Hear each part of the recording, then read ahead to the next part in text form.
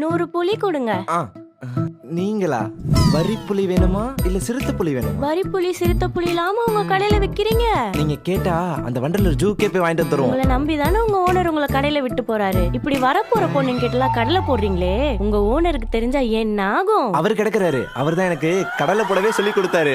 ஏண்டா நான் உனக்கு கடை வைக்க கத்து கொடுக்கலான்னு பார்த்தா நீ என்னடானா கடலை போட கத்து கொடுக்கறேன்னு ஊருக்குள்ள சொல்லிக்கிட்டு இருக்கியா? இல்லனே, கொண்ட கடலைய பாக்கில போட சொல்லி கொடுத்தீங்களே அத சொல்லிட்டு இருந்தேனே. சரி, அவங்க என்ன உன்கிட்ட கேட்டாங்க? புலி கேட்டாங்கனே. அப்ப நீ என்ன செய்யணும்? வேகமா ஓடி போய் புலி எடுத்துட்டு வந்து தரணும்னே. போய் எடுத்துட்டு வா.